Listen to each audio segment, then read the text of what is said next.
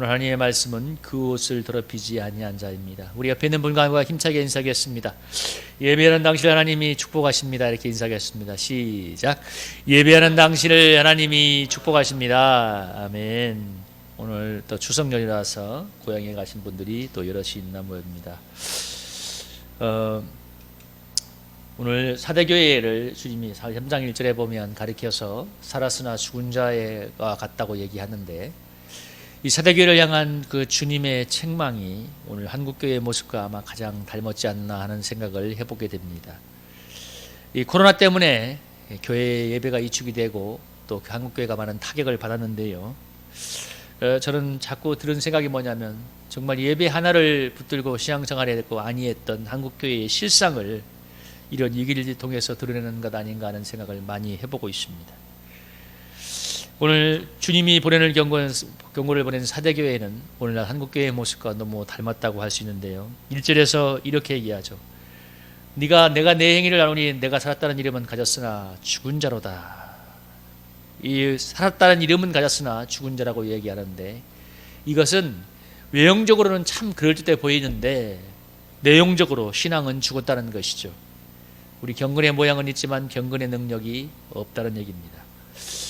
이 사대 교회가 위치한 사대라는 도시가 고대 왕국인 니디아의 수도였는데, 여기는 삼면이 절벽으로 되어 있어서 아주 난공불락의 요새와 같은 곳이었다 합니다. 그래서 고대의 방어가 용이했던, 안전했던 곳이고, 또 이 사대를 지나는, 중심을 지나는 그 강에 사금을 채취했고, 그리고 또 양모 산업과 염색 산업이 발달을 해서 아주 부유한 곳이었다고 합니다. 아주 부유한 곳이었고, 그리고 또 부유한 도시답게 도덕적으로 아주 방탕한 곳이었다고 하는데요, 그래서 사대라는 도시는 한마디로 매우 안전하고 풍요롭고 평화로운 곳이었습니다. 그러니까 안전하고 평화롭고 풍요로운 곳, 이것은 정말 누구나 그런 삶을 살기 원하죠. 안전하고 평화롭고 풍요로운 삶. 그런데 이렇게 풍요롭고 안락한 도시 사대에 있는 사대교회는 주님으로부터 살았으나 죽은 자라는 준엄한 책망을 받고 있습니다. 그러니까 외형적으로는 참 그럴 때 신앙생활 잘하는 것처럼 보이지만 내용적으로 볼 때, 주님이 보실 때 참 죽은 자와 다름없는 그런 신앙이라는 거죠. 예배도 잘 드리고 봉사도 잘하고 헌금도 잘하고 그런 교회였지만, 외형적으로는 참 괜찮아 보이지만 그 중심에 신앙의 내용을 보면 영적으로는 죽어 있다는 거죠. 무기력하고 아마 풍요하고 너무나 안락한 곳, 또 그래서 도덕적으로 방탕했던 사대라는 그 도시 속에서 성도들의 신앙도 세속에 물들고 영적으로 참 무기력하고 죽어 있었음을 알 수가 있습니다. 그래서 오늘 주님께서 네가 살았으나 죽었다는 책망을 말하고 있습니다. 사람은 외형을 보지만 하나님은 중심을 보시지 않습니까? 그래서 외형적으로 신앙이 그럴 때 보일지라도 중심이 영적으로 죽어 있으면 하나님께 이렇게 책망을 받게 되는 것입니다. 사실 교회는 우리 성도들이 주일날 주일 성수를 잘하고 헌금하고 또 이렇게 봉사 잘하고 이러면 다 성도들의 신앙이 괜찮은 것으로 생각합니다. 일단 주일날 나오면 성도들의 신앙이 일단 반은 먹고 간다고 생각하죠. 신앙이라는 것을 평가하는 어떤 계량적인 기준이 있는 것이 아니기 때문에 신앙이 좋다 나쁘다, 뭐 살아있다 죽어있다 이런 것을 판단하기는 쉽지 않은데, 그래서 주일 성수라든지 봉사나 헌금을 가지고 신앙생활을 대부분 많이 판단을 하죠. 그러나 이것으로 판단을 하지만 이건 다 눈에 보이는 것들이고, 눈에 보이지 않는 개인의 은밀한 삶과 그리고 중심에서 벌어지는, 우리의 내면에서 벌어지는 은밀한 것들에 대해서는 정말 하나님과 본인 외에는 아무도 알 수 없는 영역이 아닙니까? 우리 개인의 삶과 내면에서 하나님을 정말 어떻게 하나님을 예배드리고 있고 하나님을 경외하고 있는지, 주님과 동행하고 있는지는 하나님과 본인에는 아무도 모르죠. 그래서 우리는 스스로를 속이기가 쉽고 또 사람도 속기가 쉬운데, 눈에 보이는 외형적인 것만 그럴듯하면, 예를 들면 뭐 예배 잘 드리고 헌금도 잘하고 봉사하면 신앙생활을 아주 잘하는 것으로 착각하기가 쉽죠. 그러나 주님은 우리의 중심이 하나님을 향해서 깨어 있는지 아니면 잠들어 있고 죽어 있는지 너무도 잘 알고 있습니다. 여러분, 이 사대교회를 향한 평가가 네가 살았다는 이름은 있으나 죽었다고 한다면, 나 자신을 향한 주님의 평가는 과연 무엇이 될까요? 우리의 신앙을 봤을 때 네가 살아있는 것 같지만 죽은 자다, 아니면 네가 정말 깨어있는 신앙의 사람이다, 어떤 평가를 받을까요? 주님은 이렇게 사도교회를 향해서 책망한 다음에 2절에서 이렇게 간절하게 권면하죠. 우리 한번 2절 한번 읽어보겠습니다. 시작. 너는 일깨어 그 남은 바 죽게 된 것을 굳건하게 하라. 내 하나님 앞에 내 행위에 온전한 것을 찾지 못하였느니. 오늘 정말 살았으나 죽은 자와 같은 교회, 외형은 그럴듯하지만 내용적으로 너무 신앙이 꺼져 있는 그 교회를 향해서 일깨어서 정신을 차리고 남은 바 죽게 된 것을 굳건하게 하라. 그래, 신앙은 참 신앙의 불은 꺼져 있는데, 죽어 있는데, 남은 바 불씨 같은 거, 신앙의 불씨를 다시 불태워서 신앙을 다시 새롭게 일으키라는 얘기죠. 너의 신앙은 이미 꺼진 것을 알지만 신앙의 불씨를 살려서 내 하나님 앞에 내 행위에 온전한 것을 찾지 못하였다. 그 정도로 신앙이 망가져 있었는데요, 오늘 주님이 정신을 차리고 신앙의 불은 꺼져 있지만 그래도 희미한 남은 불씨를 찾아서 다시 살리라고 이렇게 권면하고 있습니다. 주님, 우리가 영적으로 죽었다고 포기하는 분이 절대 아니고 99%가 죽고 1%만 살아있을지라도, 아니 99.9%가 죽고 0.1%가 살아있을지라도 정말 우리가 티끌만한 이 신앙의 불씨만 있으면 우리가 정말 정신을 차리고 우리가 신앙을 다시 살리기를 원하십니다.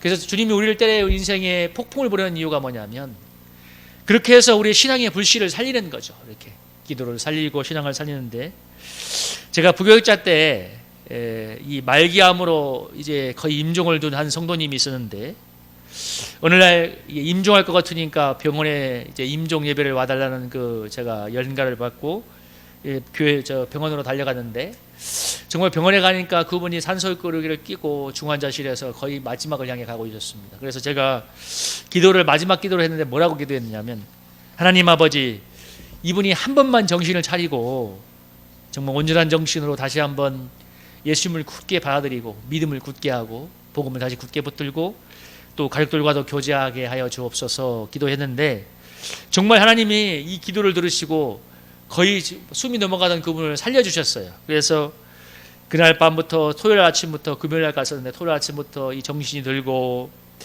막 이제 온전해지니까 정신이 들어와서 똑바로 말도 하고 나니까 가족들이 살아났다고 막 좋아했거든요. 그래서 이제 이분이 다시 믿음의 확신을 가지고 가족들과 교대를 했는데, 근데 그 다음날 이제 주일 오후에 하늘나라로 소천을 받았습니다. 돌아가셨는데, 그때 제가 숨이 넘어가던 그 성도님이 하나님 앞에 제가 했던 그 기도를 받으시고 마지막으로 이렇게 정신이 들었을 때 가족들이 너무 기뻐하죠. 가족들이 너무 기뻐하는 걸 보면서 그때 어떤 느낌을 받았냐면, 아, 주님은 저렇게 죽어가는 신앙, 어쩌면 죽어가는 그런 교회일지라도 한번 눈만 떠도 저렇게 주님은 기뻐하는구나. 정말, 그러니까 정말 죽어가는 신앙, 네가 살았다는 이름은 있으나 죽은 자라도 할지라도 여기 남은 바 죽게 된 것을 굳건하게 하라고 하잖아요. 정신을 차려서 정말 작은 불씨 같은 그것이라도 일으켜서 조금의 눈이라도 껌뻑이면 주님은 너무 기뻐하는구나. 제가 그때 그런 마음을 받았습니다. 그래서 여러분, 교회가 죽어가고 어쩌면 너무 중병이 들어서 소생할 가능성이 없어 보일 수도 있고, 어쩌면 어떤 신앙은 정말 너무 죽어서 소생할 가능성이 없어 보일 수도 있지만, 주님은 정말 그래도 그 교회가 그리고 성도가 정신을 차리고 신앙의 불씨를 살리려면 너무너무 기뻐한다는 것입니다. 여러분, 아까 그 가족들의 마음이 주님의 마음 아니겠어요? 그 숨 넘어가던 그 성도가 눈을 뜨니까, 여러분, 숨 넘어가던 교회가 눈을 뜰 때, 신앙 영적으로 완전히 죽어가던 성도가 눈을 뜰 때 우리 주님이 얼마나 기뻐하겠습니까? 그래서 2절에서 주님의 사도교회를 향한 그 권면은 일깨어서 남은 바 죽게 된 것을 굳건하게 하라는 것은 그 주님의 간절한 염원이 담긴 말씀입니다. 네가 좀 이렇게 살았으면 좋겠어. 그 가족들이 그 숨 넘어가는 그 아버지의 한 번 눈을 뜨기를 바랬던 그런 것처럼 주님, 우리가 그냥 그렇기를 원하는 거죠. 신앙의 불이 죽어가고 있지만 신앙의 불씨를 살리기를 원하는 주님의 간절한 염원이 담겨 있습니다. 그래서 일깨어서 남은 바 죽게 된 것을 굳건하게 해라. 그래서 여러분, 우리는 교회를 향해서, 그리고 어느 누구를 향해서도, 그리고 스스로 나를 향해서도 절대로 소망이 없다고 절망해서는 안 됩니다. 이게 참 중요한 거예요. 어떤 교회를 보면 소망이 없어, 아니면 어떤 사람을 보면 소망이 없어, 아니면 나 자신을 볼 때 너무 내가 소망이 없어 보일지라도 주님이 버리지 않는 한, 주님이 포기하지 않는 한 소망이 있다는 것을 기억하고, 그래서 우리가 정말 주님은 절대 포기하지 않으니까 우리가 주님을 향해서 소망을 거두지 않고 나아간다면 언제나 소망이 있는 것을 믿으시기 바랍니다. 주님, 우리가 조금만 기도해도 거기다가 막 성령의 바람을 불어가지고 막 불빛을 타게 하시는 분이에요. 여러분, 우리 그런 은혜가 있기를 바랍니다. 우리 3절에서 영적으로 죽은 사도교회를 향해서 우리 주님이 2절에서 얘기했다면 계속해서 이렇게 얘기하죠. 3절에서 뭐라고 했어요? 2절에서는 정신을 차리고 남은 바 죽게 된 것을 굳건하게 했다면 좀 더 구체적으로 얘기하죠. 그러면 네가 어떻게 받았고 어떻게 들었는지 생각하고 지켜 회개하라. 만일 읽게 하지 않으면 내가 도둑같이 될 것이다. 어떻게 받았느냐는 것은 받은 것은 하나님의 은혜를 말하고, 어떻게 들었는가 하는 것은 들은 것은 하나님의 말씀을 말합니다. 그러니까 무슨 얘기냐면 네가 어떻게 은혜를 받았고 네가 어떻게 하나님의 말씀을 들었는지 생각하고 깨어서 회개하라고. 네가 은혜를 어떻게 받았는지 한번 생각해보라고. 오늘 그래서 주님이 정말 영적으로 죽어 있는 사도교를 향해서 너희가 어떻게 은혜를 받았냐, 너희들이 어떻게 은혜를 받았는지 한번 생각해봐. 여러분, 한번 조금만 상상력을 발휘해 봅시다. 여러분, 사도교회를 만약에 사도 바울이 전도를 했다고 친다면, 이 정확하게 누가 전도했는가는 기록이 나오지 않지만, 여러분, 사도 바울이 그 고대의 먼 거리를 달려와서 사도 바울이 정말 애쓰고 힘써서 그 사도교회에 복음을 전했다고 한다면 그 은혜가 얼마나 큰 것이겠습니까? 그런데 더 중요한 건 뭐냐면, 이 사도교회 성도들이 받은 은혜가 무엇이냐면, 어떻게 받았는가, 어떤 은혜를 받았는가. 예수 그리스도가 십자가에서 죽기까지 우리를 구원했던, 우리의 죄를 사했던 그 은혜를 어떻게 받았는가, 어떤 은혜 어떻게 받았는가를 생각해 보라고 얘기하고 있습니다.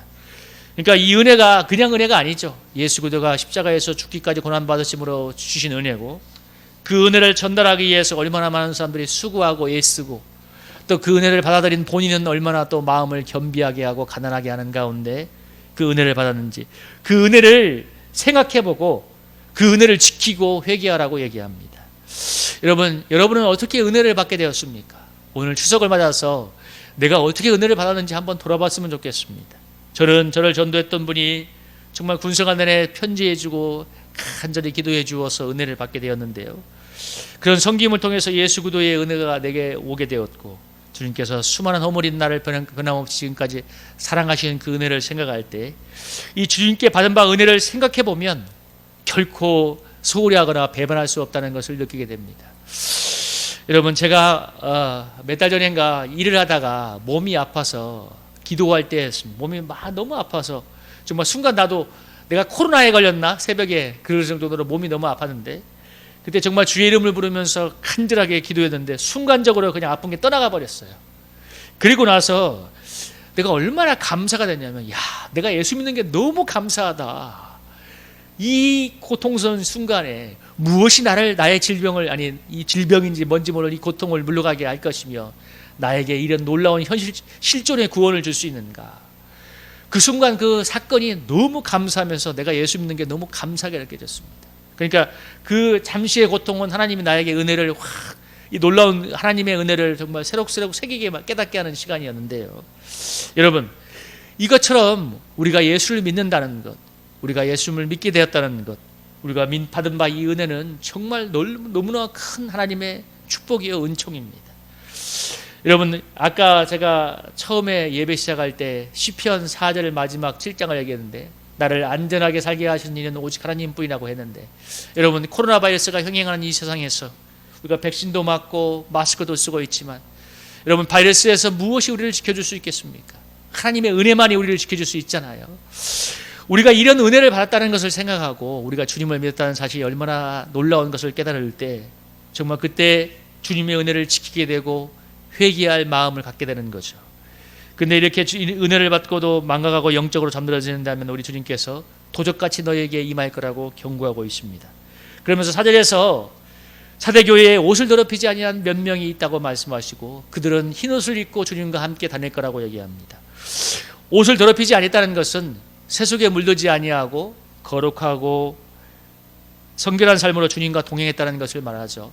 안이함과 방탕함으로 물든 그 사대에 영적으로 깨어서 세상의 죄와 싸우며 거룩한 삶을 사는 이들이 몇 명이 있었습니다.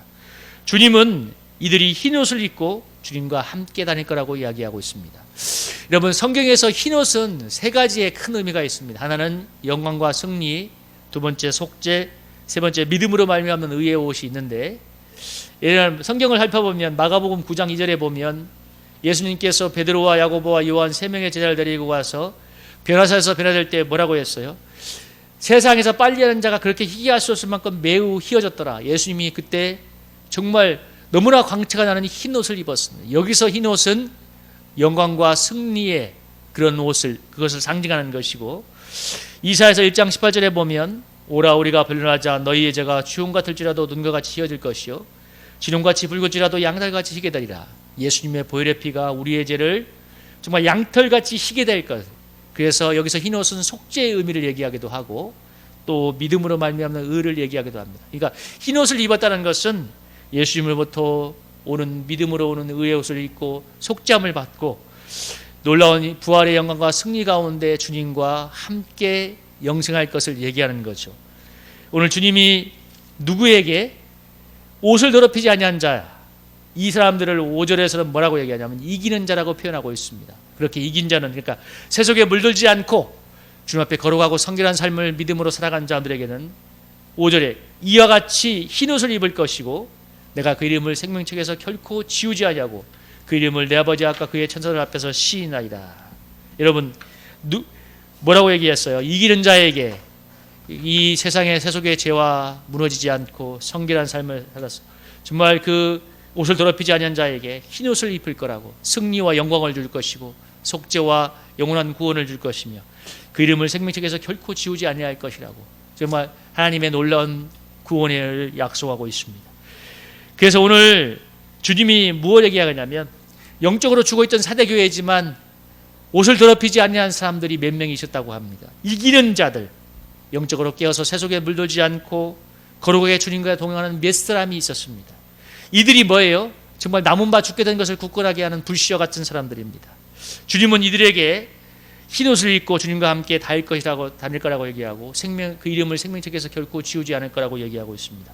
여러분, 그래서 오늘 우리가 이 사대교회를 통해서 주님을 주시는 한 가지 말씀이 있다면 그것은 여기 그 옷을 더럽히지 아니한 몇 명처럼 우리도 정말 이 죄악된 세상을 살아가고 너무나 영적으로 타락한 시대를 살아가지만 깨어서 세속에 물들지 않고 거룩하고 성결한 삶을 살아야 된다는 것입니다. 여러분들, 우리가 그런 이긴 자가 될 때 주님께서 우리에게 흰 옷을 입고 나와 함께 다닐 거라고 약속하고 있습니다. 여러분, 그럼 우리가 마지막으로 우리가 어떻게 이길 수 있는 사람이 되는가? 여러분, 이 말씀 같이 한번 읽어볼까요? 요한일서 5장 4절 5절 한번 읽어보겠습니다. 한번 읽어보겠습니다. 시작. 무릇 하나님께로부터 난 자마다 세상을 이기느니라. 세상을 이기는 승리는 이것이니 우리의 믿음이니라. 예수께서 하나님의 아들이심을 믿는 자가 아니면 세상을 이기는 자가 누구냐? 오늘 우리가 그곳을 더럽히지 아니한 자가 세속에 물들지 않고 거룩하고 성결한 싸움에서 승리한 사람이라고 얘기했다면 누가 이길 수 있는가? 누가 이 세상을 이길 수 있는가? 오늘 요한일서에서 뭐라고 해요? 세상을 이기는 승리는 이것이니 우리의 믿음이니라. 하나님의 아들 예수 그리스도를 믿는 그 믿음이 세상을 이길 수 있다고 말합니다. 맞습니다. 여러분, 우리가 연약하기 때문에 우리의 힘과 노력과 의지로는 이 세상의 죄에 무너질 수밖에 없습니다. 그러나 우리가 십자가에서 죽으시고 부활하셔서 우리와 성령으로 영원토록 함께 하시는 그 주님, 그 성령 하나님을 우리가 믿고 의지한다면 여러분, 이 악한 세상도 넉넉하게 이기게 될 줄로 믿습니다. 여러분, 그래서 오늘 이 마지막 권면처럼 우리가 이 성령 하나님을 의지해서, 주님을 의지해서 이기는 자가 됨으로써 여러분, 우리가 정말 흰 옷을 입고 주님과 영원토록 천국에서 동행하는 그런 은혜가 있기를 주님의 이름으로 축복합니다. 우리 이 말씀을 한번 기억하면서 우리 한번 이 찬양 부르면서 함께 기도하기 원합니다.